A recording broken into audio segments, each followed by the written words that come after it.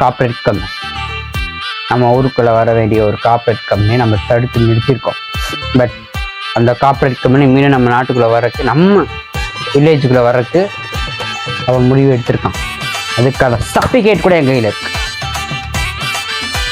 ஏன்னா இந்த காலத்தில் இருக்க சோசியல் மீடியாவில் எல்லாமே போஸ்ட் பண்ணுற காலம். அவன் சோசியல் மீடியாவில் ஒரு சர்டிஃபிகேட்டில் நம்ம வில்லேஜ் நேம் போட்டு, இந்த வில்லேஜில் அந்த அதே கம்பெனி 5 வருஷத்துக்கு முன்னாடி வேணான்னு சொல்லி பேன் பண்ண கம்பெனி திரும்பி உள்ளே வருது. கெமிக்கல் நம்ம வில்லேஜுக்கு பின்னாடி இருக்கிற ரிவர் அவங்களுக்கு தேவைப்படுது. என்ன சொல்கிற? கார்ப்பரேட் கம்பெனியா? இதே 5 வருஷத்துக்கு முன்னாடி சொல்ல நீயே. 5 வருஷமே எனக்கே தெரியல. கார்ப்பரேட் கோர்ட்டில் கேஸை மாற்றி சொன்னாங்க நமக்கு எகென்ஸ்டாக. அது அவனுக்கு காப்பு.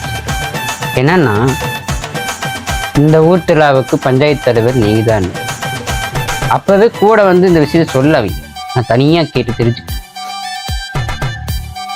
உண்மையை சொல்லப்போனால் அவன் திரும்பி வந்தால் அதே கார்ப்பரேட் கம்பெனி இங்கே திரும்பி வர்றது நம்மளுக்கு கூட சண்டை போடுறான்.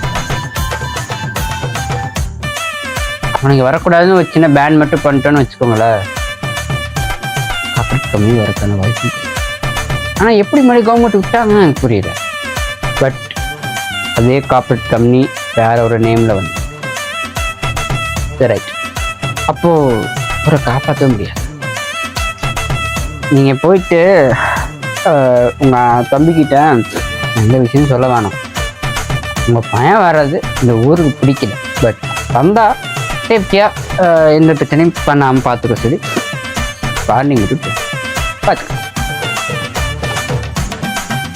எனக்கு என்னமோ அவங்க கூப்பிட்டு வரக்கான வாய்ப்பு. பட் கூப்பிட்டு வந்தால் நான் பார்த்துக்கிறேன். கூப்பிட்டு விட்டு அவனே வீட்டில் வர முடியாத மாதிரி நான் பண்ணிடுறேன். பார்த்துக்க.